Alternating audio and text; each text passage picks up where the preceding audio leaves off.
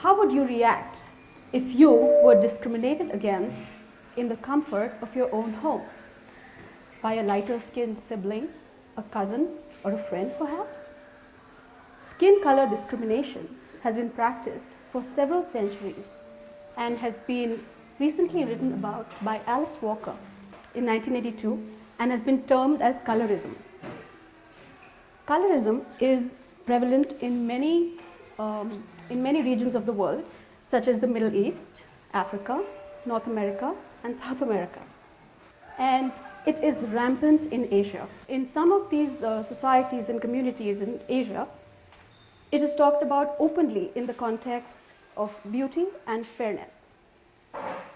You can't date that guy. He's too dark for you, you'll hear someone say. Or, you should lighten your skin. You'll look much better.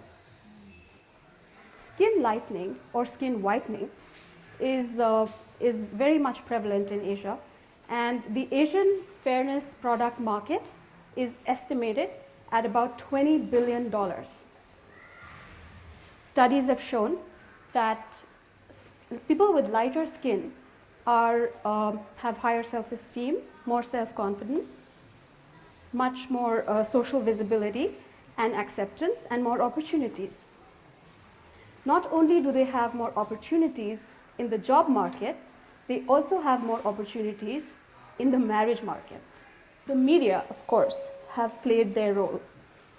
Fairness products are peddled on the television day and night, like creams, moisturizers, oils, and so on. Fair-skinned, successful people, media images of these fair-skinned, successful people are injected into our culture and into our psyche through television, dramas, through news magazines, and so on. And Bollywood, of course. Not a single medium-toned or dark-skinned person over there. Let me share how I got involved in this issue.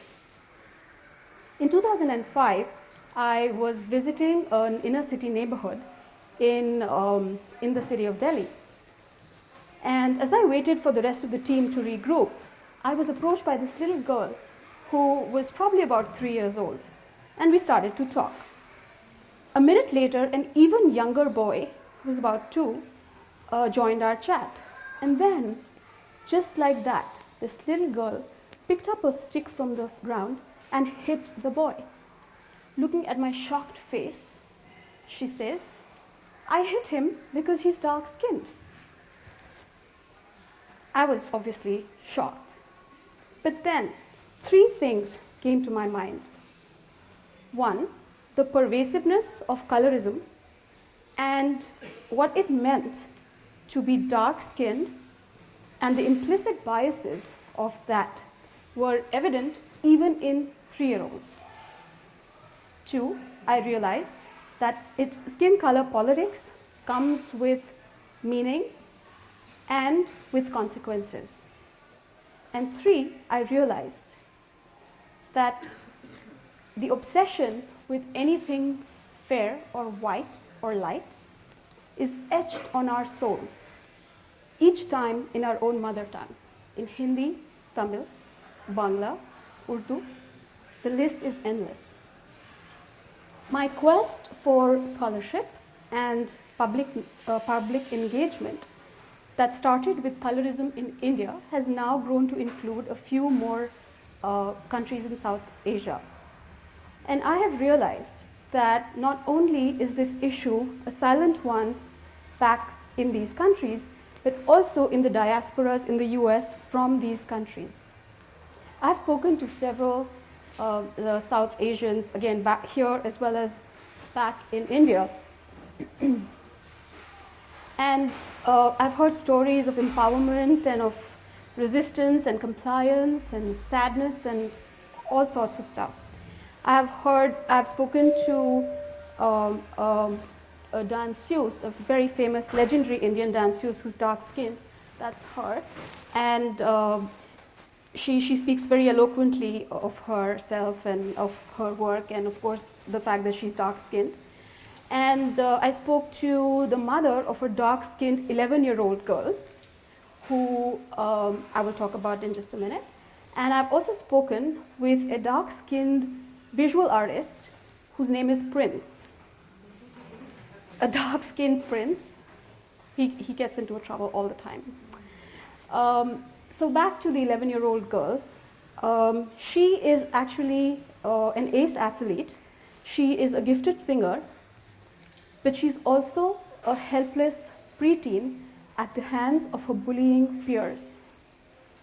Been made aware of her brownness, she waits for the day when her mother will allow her to put that cream on her face and then she can be fair. Nandita Das, who's a very famous Indian actor, who's also dark-skinned, has chosen the path of non-whitening.